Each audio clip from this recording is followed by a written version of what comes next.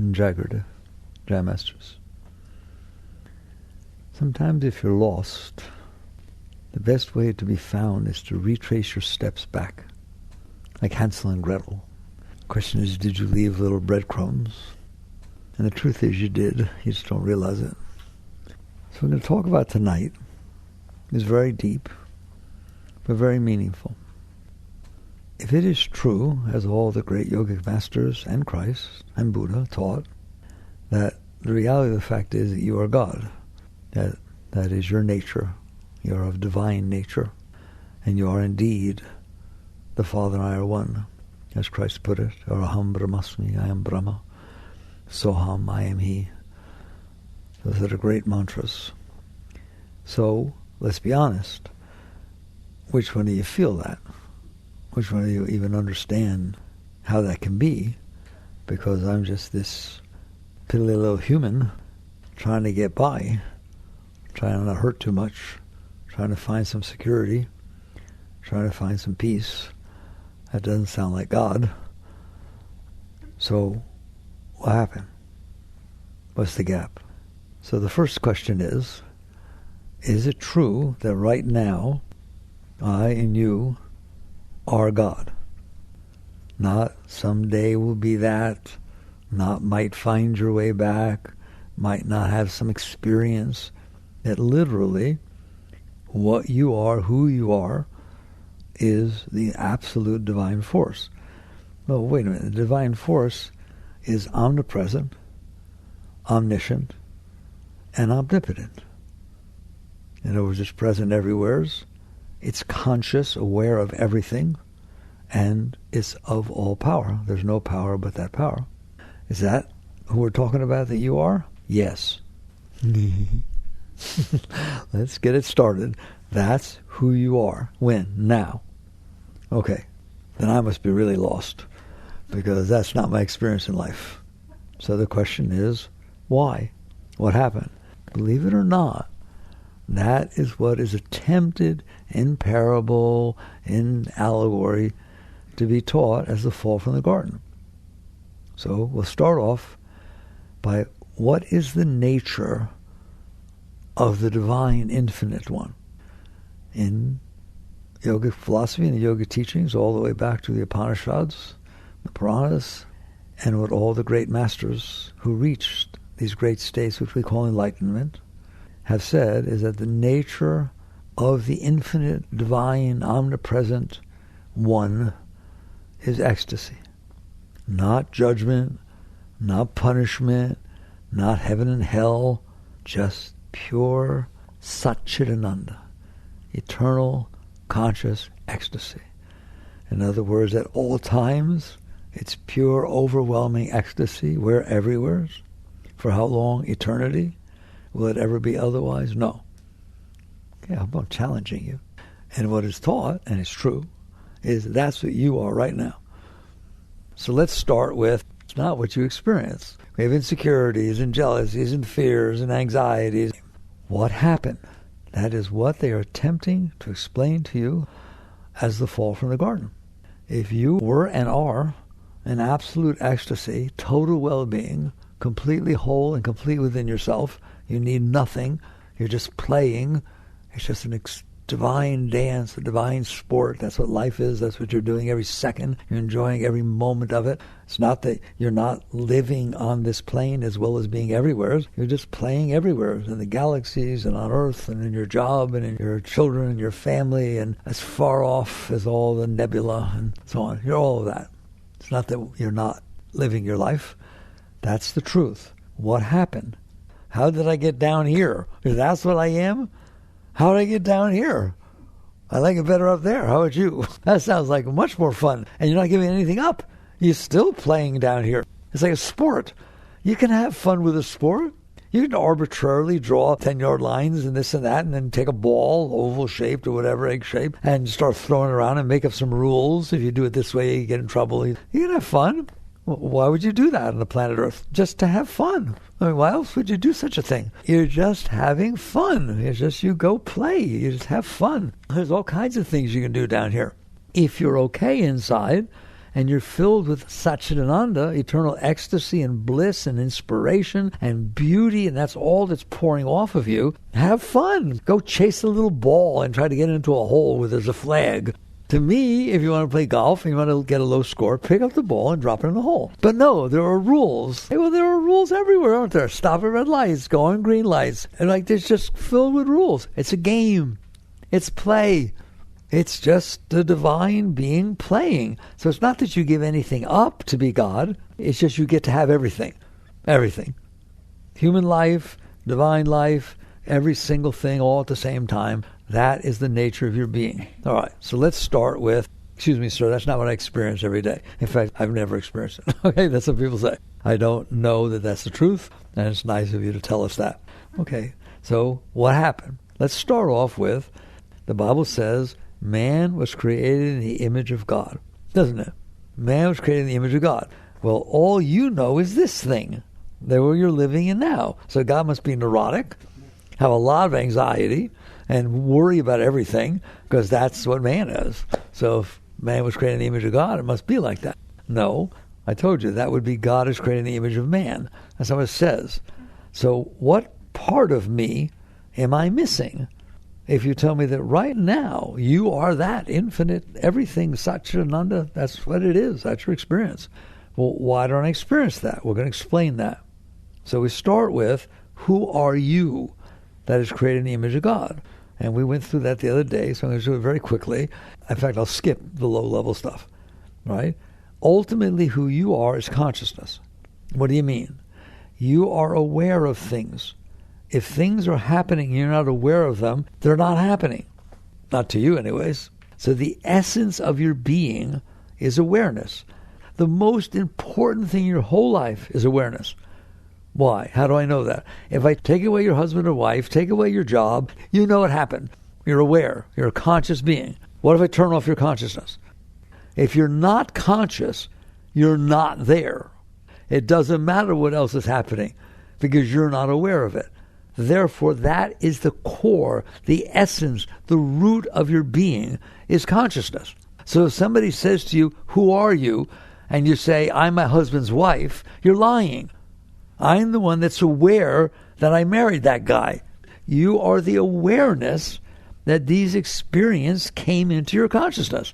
If you take the experience away, you're still you. If you didn't marry that person, you marry somebody else or don't get married. It's still you having the experience, isn't it? So you are not what happened to you. You are the one that experienced what happened to you. You would still be there if it didn't happen to you. It was raining real hard the other day. I was in the rain. I couldn't see. I was so scared. That's who you are. In other words, if that didn't happen, you wouldn't exist. No, of course I would exist. I would just be having a different experience. Who would? I can't say this enough to you. This is the essence of understanding what spirituality and spiritual growth is about. You are defining yourself as an experience you're having. I was the sick one.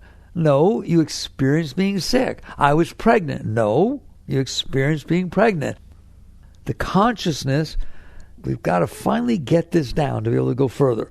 The consciousness is the essence of what is defined as you. How do I know that? In scientific experiments, we take one variable out and put it back in, take another one out, and try to see what change took place, right? I can take out anything that happened in your entire life, and you would still be there. You would sit there and say, I had this experience. Well, what if you didn't? Well, I'd have a different one. You're the person that's experiencing things. If I take away the experiencer, the consciousness, the awareness, whatever that is, you know you have that, don't you? Are you aware? I should have started right there. Are you aware in there? How do you know? Just don't even answer me. Okay? Like if I ask, are you in there?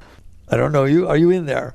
Yes, I'm in there. What does that mean? It means I'm aware that you asked the question, and I'm aware that I heard it, and I'm aware that I'm in here, doesn't it? That is the essence of your being. That's the whole problem, is we're not paying attention to the core, to the root of our being. That is what was created in the image of God. That's what they're talking about, that you were created in the image of God. But let's get you straight. You're not the one who's wearing the glasses. You're the one who knows that you're wearing the glasses, and I just talked about them. Your awareness, that's the essence of your being, is consciousness, awareness. Everything else is something you're aware of. Okay, fine. So let's say we understand that. And you should understand that. Were you aware when you were 10 years old? Maybe you don't remember, but when you were little, you cried, you wanted food. How do you know? How do you know you're hungry? How do you know you're sad? How do you know you wanted a toy? You're throwing a tantrum. How do you know you want that toy? Because I'm conscious, I saw it, so I'm an aware being. Just put that aside for a moment. That is what's back there, awareness of being. Everything else is experiences you're having. We went through this before. One, you have experiences outside. Those are not the only experiences you have. You have experiences inside. What do you mean? Thoughts. Do you have thoughts? Do you know that you have thoughts? Do you know you have emotions? These are still just things that you're aware of. You are the consciousness, the awareness of being. You're aware of the outside world. You're aware of the sensations and experience of having a body. And you're aware of thoughts. And you're aware of emotions. The awareness is the one common thing. It's the root of your being, is consciousness, awareness. All right, so what does it mean to become enlightened? It means to return your consciousness to the seat of consciousness. Instead of your consciousness being involved in what's going on out there, or being involved in what's going on in your thoughts, or being involved in what's going on in your emotions, you're involved in being conscious. That sounds weird. What does that mean? In the Yoga Sutras of Patanjali, which most people will never read, and that's fine, but that's supposed to be the essence of yoga, Patanjali's Yoga Sutras, he sits there and explains that there's one state of meditation or contemplation, whatever you want to call it, when you sit down and try to meditate, we'll call it that, and that is you withdraw your awareness of the senses, pratyahara. You withdraw your awareness of the senses. What does that mean? Your consciousness is aware of what comes in through your senses. Does it have to be? You know it doesn't have to be. What happens when you go to sleep? Can somebody walk in the room and talk to you while you're fast asleep and you have no awareness of what's going on because you're aware of your dreams or you're aware of deep sleep? So that's pratyahara. It's just not willful. It's not while you're aware of being conscious in this state, the state of the conscious mind, you can't withdraw from your senses. Everything distracts you, pulls you out. But you obviously are capable. Everybody is capable of withdrawing their consciousness from their senses. You do it every single night when you fall asleep. Well, if I can't fall asleep, then you didn't do it. You're sitting there listening and thinking and doing all that stuff. All right? So the first step to come back to the seat of consciousness is you have to withdraw from your senses. Why? Because the senses pull your consciousness down to them. It's called distraction. Things happen outside and they distract your consciousness so that it pays attention. Look at the words. Consciousness, paying attention, being distracted. These are all very deep spiritual words because you're talking about consciousness. Maybe you were thinking and then something happened and you're not thinking anymore. It distracted your consciousness. Wherever your consciousness is, on your thoughts, on your emotions, in the world, it can get distracted, can't it? Pratyahara, you withdraw your awareness, your consciousness, from its addiction or distraction from the senses. Like I said to you, don't make that sound like that's some high yogic state that none of you will ever get to. You do it every single night. Isn't that neat? Don't you? You withdraw from your senses. Are you conscious while you're asleep? Just sit with it for a second. Well, we have a little evidence. Do you dream? How do you know? How do you know you dreamed? You wake up in the morning, you say, oh my God, it's an amazing dream. I know you want to tell me about it, but first I have to ask you a question. How do you know? What do you mean, how do I know? I was there. You were. Are you conscious when you watch your dream? Yes.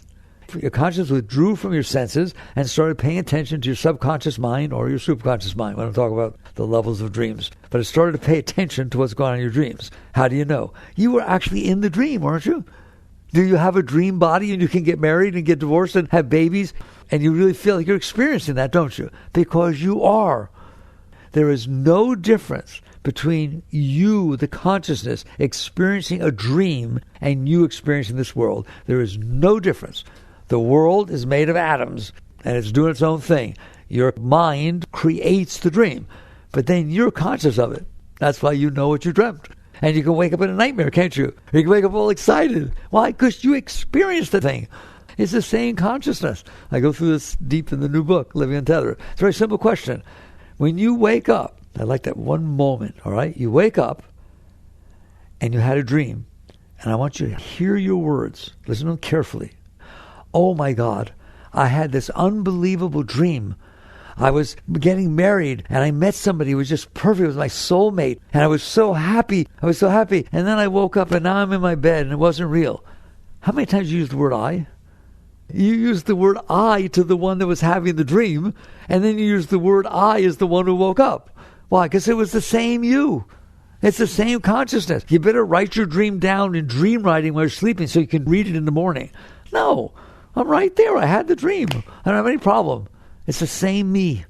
It is the same consciousness that is watching what the mind created. It didn't take the outside world with the senses sending in the experience. The mind can create an amazing world, can't it? I know it's true of me. I'm much more left brain than right brain. When I'm awake, can I create the dream world in full detail and 3 dimensions and everything going on in my conscious mind that I can in my dream? Not a chance. How about you? Right? Isn't it more vivid in a dream? Like a whole world shows up, right? With buildings and people and things. Can you do all that willfully when you're awake? I've met an architect that could. He just was so, he just bam, he'd see the whole thing. I can't do that. I don't know whether you can or not, but you understand the difference. Your mind normally is able to do amazing things while you're sleeping, and it creates all kinds of detail. Something made that world. You did. Your mind did. Believe it or not, you can learn to have that power of creativity during your waking state. Wow. And that's not what I'm stressing. What I'm stressing is that you are conscious. It's the same you, the same awareness that when I say, are you in there, that is watching the dream, and then it comes back and it remembers the entire dream. And it doesn't just remember it, it experienced it. You can have thoughts in your dream. I was having this dream that my mind started bothering me. Wait a minute, I thought your mind was making the dream. Pretty dynamic, isn't that? The main point is there's only one you in there. There's just one you in there. It's experiencing the dreams. It's experiencing the waking world through the senses.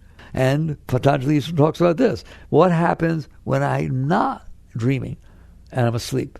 When I go into a dreamless state. They call it deep sleep. Patanjali is so beautiful. This is written a long time ago. He says when you're in deep sleep and you're not dreaming, it's not that you're not conscious. You're conscious of nothing. You're conscious of nothing. If you go into a room and there's a whole bunch of things in it, you see them. If it gets absolutely pitch black, you can't see anything, you're still there, aren't you? That's what Patanjali says. The deep sleep, consciousness gets a real rest. It doesn't have to be distracted by the senses, and it doesn't have to be distracted by the dreams that the mind is creating. Therefore, it can settle back. Believe it or not, Yogananda called that state a semi-superconscious state. Why? Because the consciousness is not being bound by anything personal. There's no personal thoughts being created in your mind. There's no senses and outside world. Therefore, there's complete deep peace. You sometimes have woken up and said to somebody, oh my God, I slept so deep last night. I love your words. I slept so deep last night, I didn't dream at all. How do you know? Because you were conscious. This sense of being is who you are. And it goes through all these different stages, doesn't it? Okay, so now that's pratyahara, the ability to willfully withdraw back to that state where your consciousness is not being distracted at all by the senses. So it says withdraw your consciousness from the senses. Then the next is concentration, dharana. What does that mean? Now that I'm not distracted by the outside, do I have to be distracted by the thoughts and the emotions? Not if I focus. That's why they have you meditate on a candle. God, we all grew up, many of us, as yogis and meditators and this and the other thing in the 60s and 70s. They meditate on a candle. What the heck does meditate on a candle have to do with God or anything? It means that your consciousness is no longer distracted by the thoughts and the emotions that are going on inside. You focused your consciousness not on your senses, but you just focus it, and you could do it with a mantra. Let's do it inside. You're sitting there saying a mantra. Why? Because your mind normally says more things than a mantra. How many more? Oh, I don't know, 600 billion is normally all over the place, isn't it? Dharana is concentration. You focus your consciousness and don't let it get distracted by emotions and thoughts and all kinds of things like that. And so by focusing and concentrating it, you have built a pathway back to consciousness. Because consciousness is not scattered. The whole key is consciousness being distracted by the senses? No.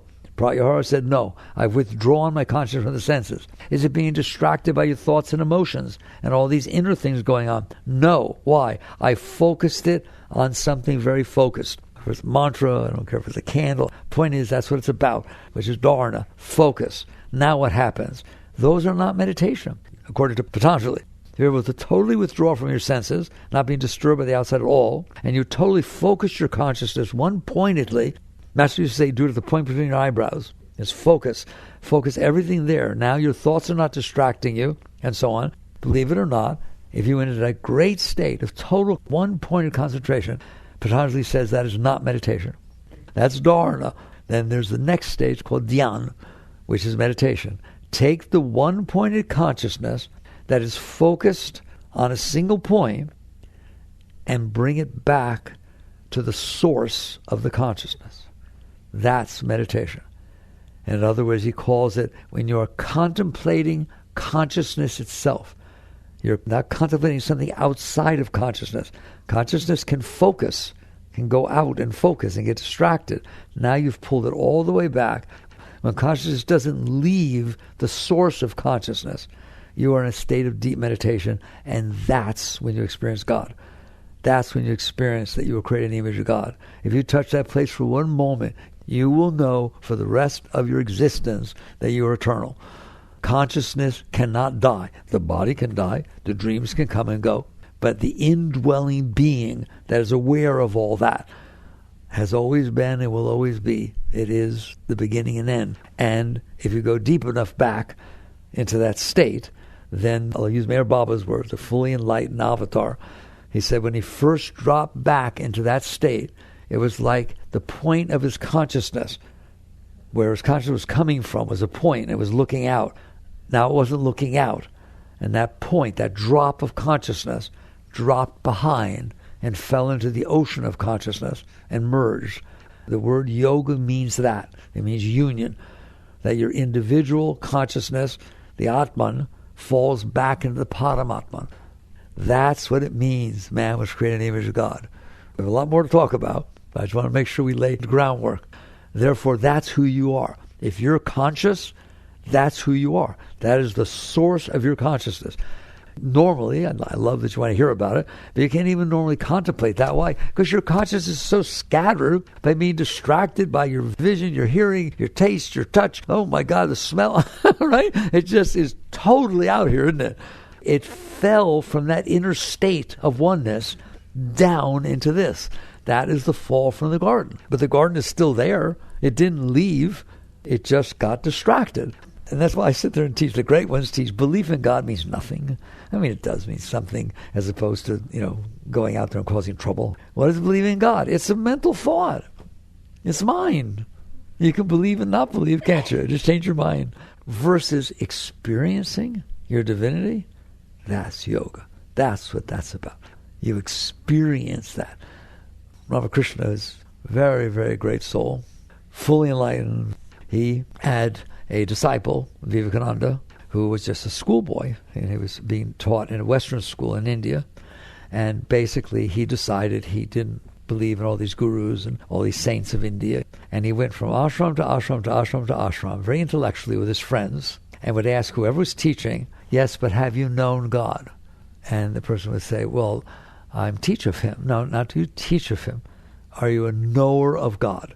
And he put them publicly right on the spot. And they all said, no. I've had experiences, I've studied, I've read the Gita inside and out. And he went to see Ramakrishna, and he asked him, have you seen God? Are you a knower of God? And Ramakrishna turned to him and said, he is more real to me now than you or anything else in this room. How could he say that? He was so far gone, seated in this state of absolute oneness, that he, Ramakrishna, once said to a disciple, you know how you see ghosts in your world? Every once in a while, people said they kind of float in, etheric type things, right? That's how I see your world. It's pure blinding light everywhere I look, and every once in a while, what you call a building seems to take shape. So we're talking about very high stuff, aren't we? All right? The trouble is, it's not high stuff, it's who you are. You are right now that infinite consciousness distracted by you, distracted by your thoughts, your emotions, and you're really hung up on those senses, aren't you? Okay, so 1, how did I get there? And 2, how do I get back? Because it's the same road. If you understand how you got lost and trace it back, it leads to the same place. So how did I get lost? One thing that I haven't ever talked about, I guess I used to once in a while, but somebody asked me a question after Sunday service, and I could see that they were struggling with it. And the question they asked was, if my consciousness is God, and it is, that's the nature of God, Chit Shakti, conscious energy, well then, how can it fall? How can it get lost? How can it be bad? I don't understand. If it's perfect, how can it lose its perfection? So let's talk about that. Consciousness has a quality, and that quality is awareness. And that awareness, like a spotlight, can fall on objects. The thoughts are an object, emotions are an object, everything comes into your senses are objects. Consciousness illumines those, becomes aware of those. But consciousness has another quality. That is, it has the ability, and not just the ability, it will tend to identify with what it fell upon. And that's the whole key. This thing in biology, they call it imprinting. Remember that word? When an animal bonds to another animal? And sometimes a little duck could bond to a goat. It's just amazing. Whatever they see and hang out with, all of a sudden, that's mommy. Okay? And it's, yes, you all heard of that? Bonding and imprinting. That's very deep. That's a very important thing to understand if you want to understand the fall from the garden. So what happens is you're born. You don't know squat. Even in the womb, you don't get many experiences. Sometimes people say they heard something in the womb, but it's probably dark in there. It's kind of quiet and nice, right? But even just taking it from birth, when you drop out, it's lights, cameras, action. And psychologists know that, right? It's just bam! All of a sudden, everything's coming through the senses. There's noise, there's sound. You freak. That's a complete sensory overload. What you're trying to do is orient yourself. That baby is conscious. But what's it conscious of? It doesn't have its thoughts pulled together. It doesn't understand everything or anything. If you got amnesia, and all of a sudden you came to, but you have total amnesia, are you feeling very peaceful and calm? You are freaked out. That is as much of a freak out as can ever happen. You don't know who you are. You don't know where you came from. You don't know anything. Just complete amnesia. Can you imagine how scary that would be? It's scarier than anything. You think you're scared if your husband leaves you, your wife leaves you, everything left you. You don't even know anything. You've never experienced anything before. They go into panic, all right? The child dropped down, or you dropped down into this world. You are lost. Why do you think they cry? You are lost. Don't you go some romantic thing here. You don't have any idea which side is up. You don't know who's who. You don't know nothing. And it's just all of a sudden as if you had total amnesia. You have dropped down here and you are in trouble. You panic, and what are you going to do? You're going to try and imprint. You're going to try and get some form of stability. Even the little duck did it, and did it to a goat. Isn't that neat that we can look at even the biological instincts of wanting to grab? Buddhists call it clinging. There's the ultimate clinging. The first thing I see, mine. Isn't it beautiful? So basically, your consciousness doesn't know where to rest. It's not seated in God consciousness. If you ever had a kid, you're going to know it's not seated in God consciousness. Terrible twos, etc., etc. Don't you dare think that's a pure being and it just dropped down and it's God and we screwed it up. Nah. The consciousness is completely lost. I mean, unless you're Christ, born fully enlightened, born the King of Angels. I mean, it can happen. The great masters talk about that they are fully aware when they come out. Yogananda, listening to his autobiography again, he says that he was frustrated as a baby because he couldn't talk. He was fully clear. He knows what he wanted to say. And it was so frustrating to have to be caught inside this body. But he was an enlightened master. He's a great being. But that's not us. So you drop down, you're completely lost, and what are you going to do? And I'm talking about you. Now I'm talking about you, the consciousness. So it's not by saying because it's conscious, it should be God. It lost itself. It lost its connection. It didn't lose its connection to God. It's just looking out instead of in. The connection's still there. It's there right now. So basically, remember, we had to work our way through the senses, through the mind, back to self. Okay? Well, that's not what naturally happens, is it? What naturally happens is we're distracted. So all these noises and sounds and lights and things and everything pull our consciousness out. Therefore, we have left the seat of God. But you're still connected, just like every ray that leaves the sun is connected to the sun, isn't it? Those beams are coming off the sun. They're still connected to the sun. They fall down on Earth and illumine things, but they're still connected to the sun. But we're only paying attention to what they illumine. You're not paying attention to the rays that came all the way down. Same thing happens with consciousness. So it gets pulled out, down into this world, and it freaks out. Okay, so what happens next? It tries to find stability. That's called building a self-concept. A concept is something that's not real. Do you have a concept of what an apple tastes like? Either you tasted one or not, and if you're making it up, I don't want to hear what you have to say. That's what a concept is, something you make up in your mind. Go look up what a concept means. It doesn't mean reality. It means a concept of reality.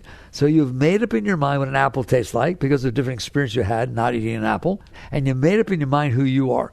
That's what self-concept is. I don't know who I am. I'm in a state of complete panic. So mommy, daddy, crib, go ask some psychologist what it would be like if every single night you put the baby in a different crib with different colors and different toys. Go on, do it every night. And also have different people go in and act like mommy and daddy.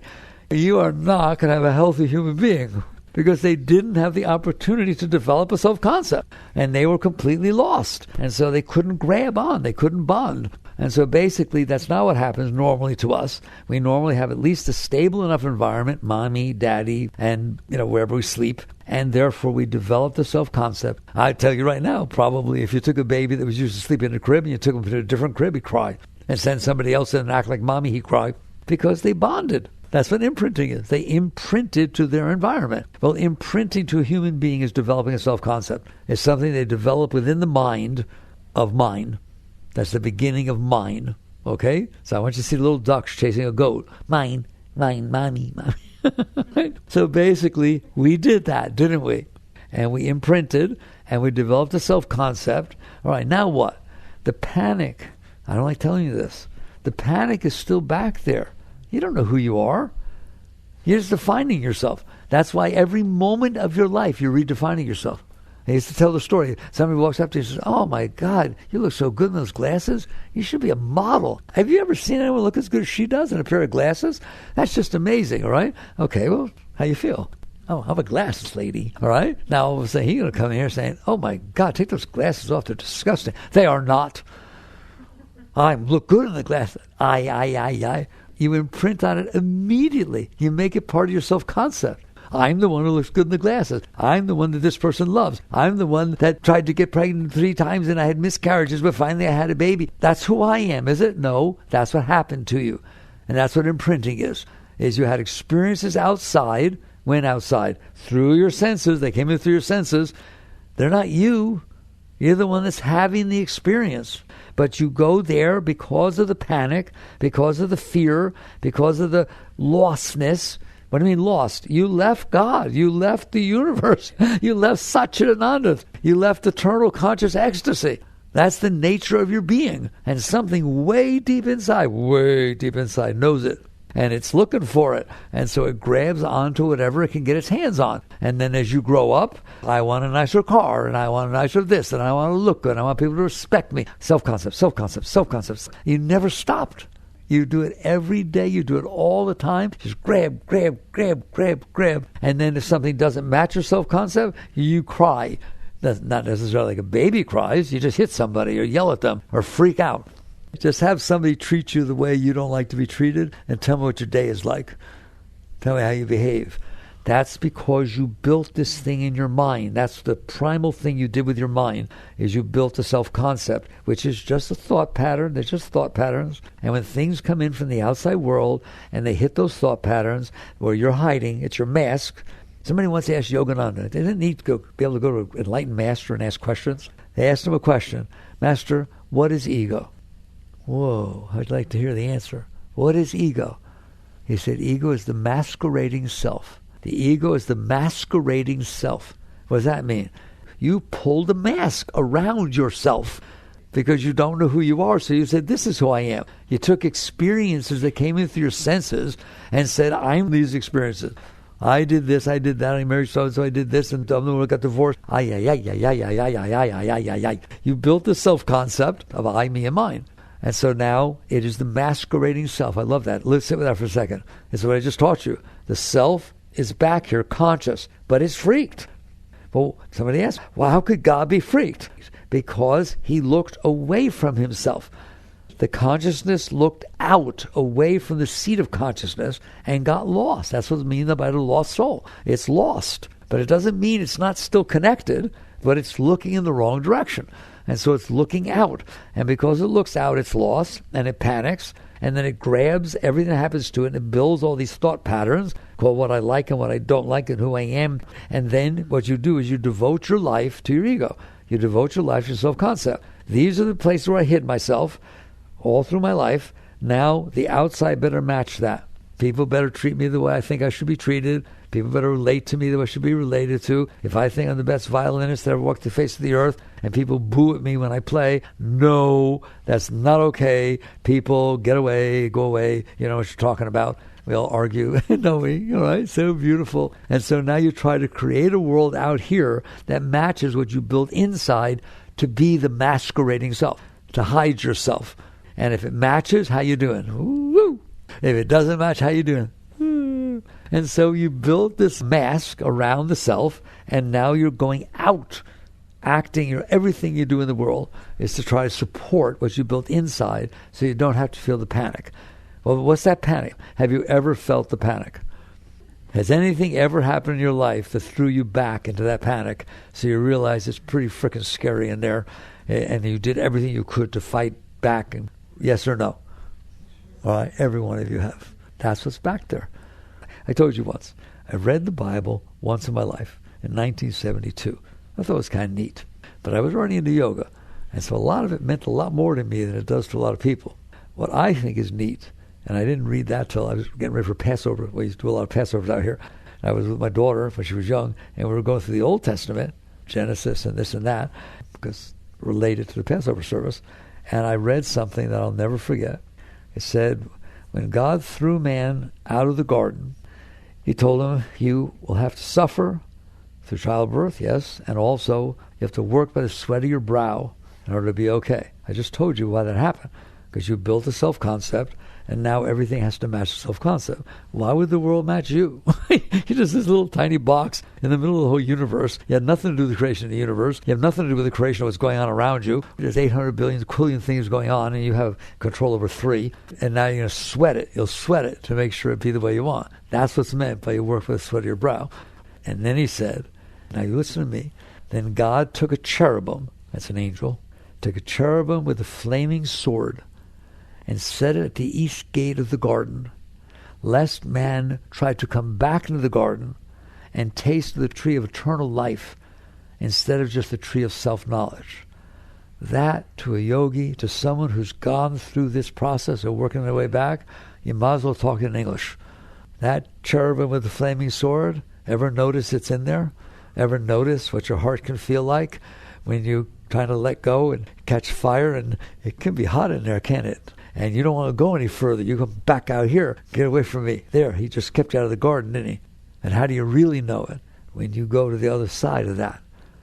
And all of a sudden there's all this ecstasy and all this love and all this light and all this peace. It's called piercing the fourth chakra, piercing these layers of your personal self. That's what Christ called dying to be reborn.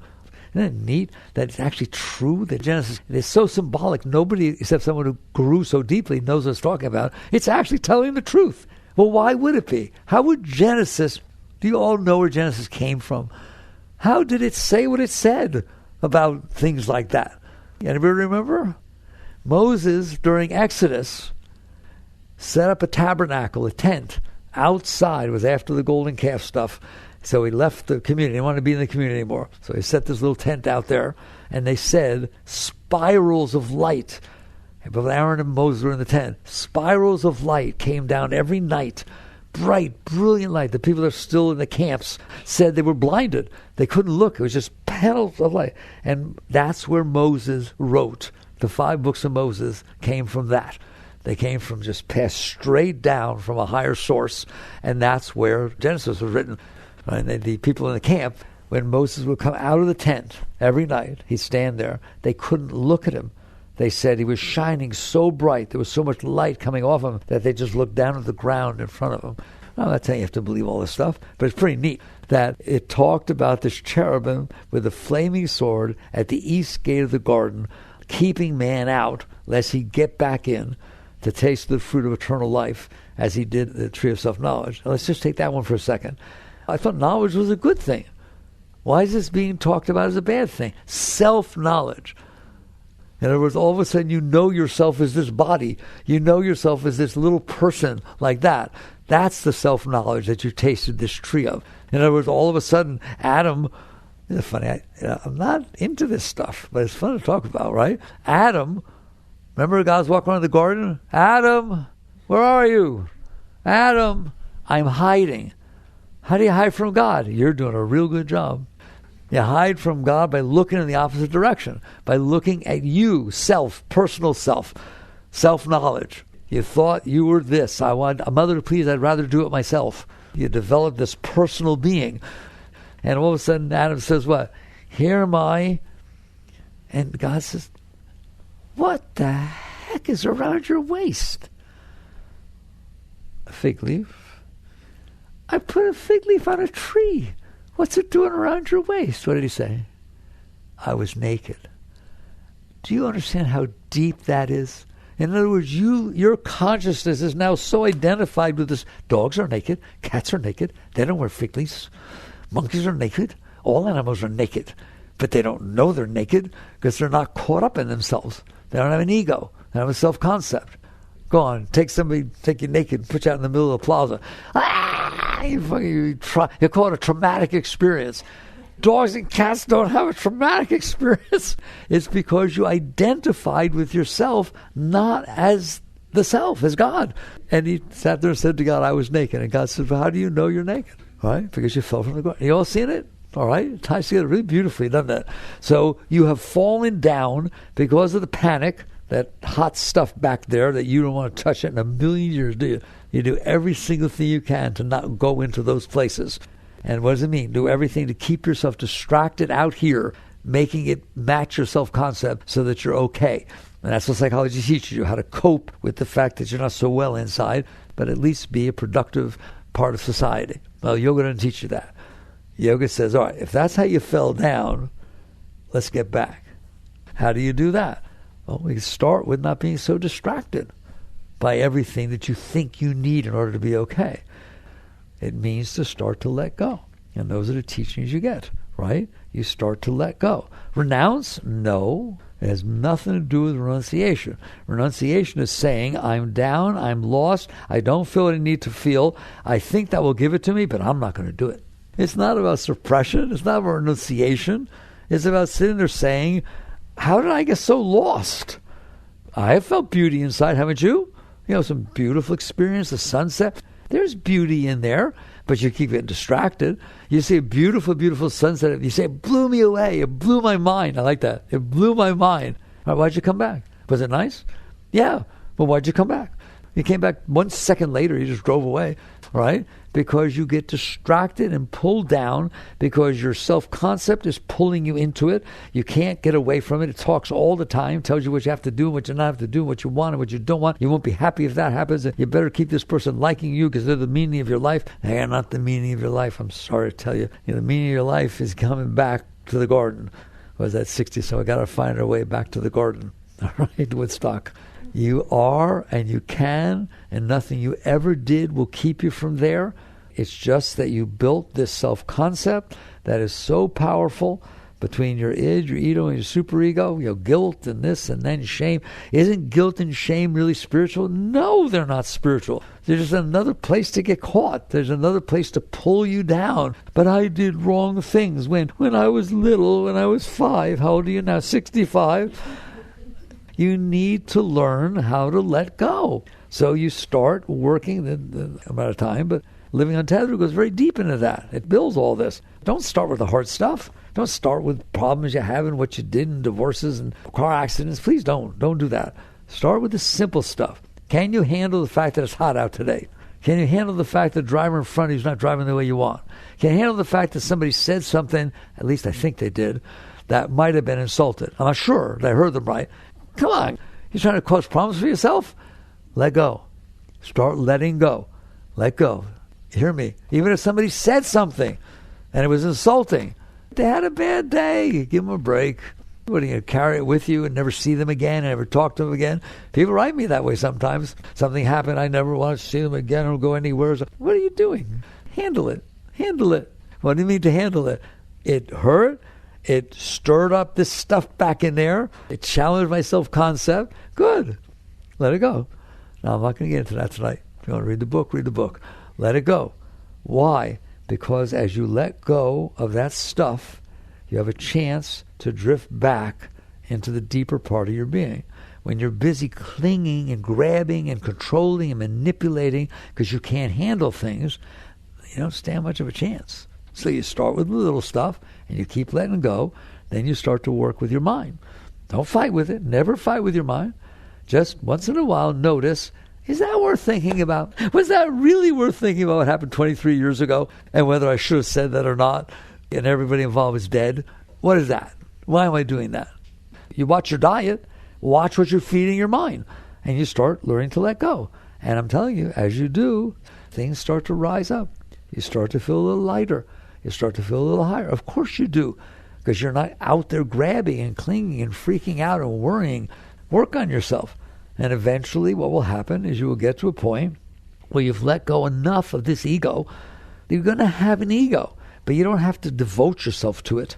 You don't have to sit there and say, the only way I can ever be happy is to find the person that loves me the way I want to be loved, the way George did before he left me, on and on and on and on. And then you're basically driving yourself crazy in this world. You can't have a good day unless everything's exactly the way you want. You can sit there and say, okay, I've got an ego. You believe me, you got an ego, right? I'm not talking about egos like these big egotists. You got an ego. You have a self-concept. And if things go the way you like, you feel good. If things don't go the way you like, you feel bad. Start letting go. Start letting go a little bit. Start enjoying things the way they are, or start letting go of things that aren't exactly the way you want. You do it all the time. You get served dinner and it's not heated the way you want, or it's not the size you want. Just start saying, okay, it's okay. I'd rather enjoy my lunch than complain about it. And just start letting go. It starts peeling off. And what's going to happen is you're going to start to find yourself seated deeper inside. You start to notice your thoughts instead of be your thoughts. You start to notice your ego and how much trouble it causes, that voice inside your head, as opposed to being that. Just do it gradually. Don't rush. It's okay. Just relax. Don't fight. And don't renounce. And don't think you're doing anything wrong. Just be conscious and let go of the stuff that's not worth messing with. And you're going to go up. And then eventually, I'll close it down. You're going to feel an energy that starts to flow inside of you. It's called Shakti. It could be called spirit. It could be called Chi. In yoga, we call it Shakti. And it's going to start to flow up inside of you. And you can start to be happier than you used to be. Why? Because you're not making yourself unhappy. Right? You're not in there bothering yourself all the time. And so all of a sudden, this energy starts to flow up. And you just follow it up. You follow it up. And eventually, you will be at a point where things start to happen that are bigger. And maybe your heart starts to hurt. Or you start to get scared, nervous for no reason. And then remember the cherubim. Because you're going to have to pass through that flaming sword, okay? And start to say, good. That's where I want to go. That's a yogi or a yogini. That's where I want to go. I don't want to waste my life hiding from myself. I don't want to waste my life trying to make everything be the way I need it to be so I can be relatively okay and then worry that it'll change. I want to explore. I want to meet that cherubim. I want to see it full force, and I want to be able to sit there and say, bring it on. That's how you deal with that cherubim.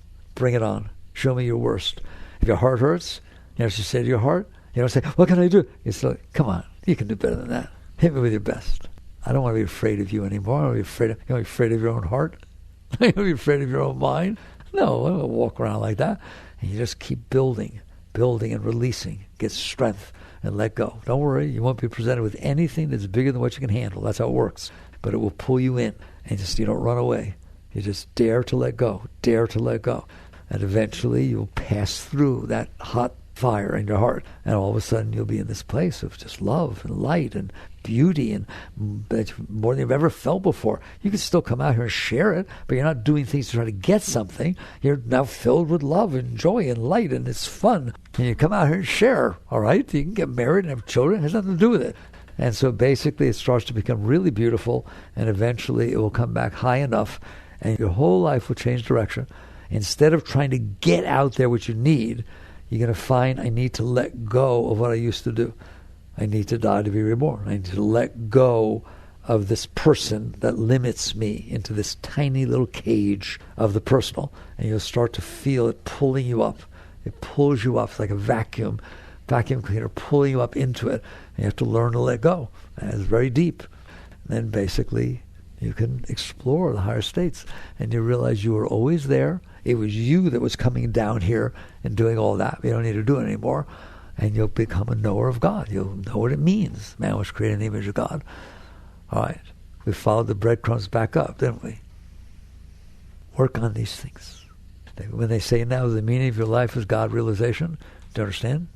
All of your life will take you there. Jaggedish.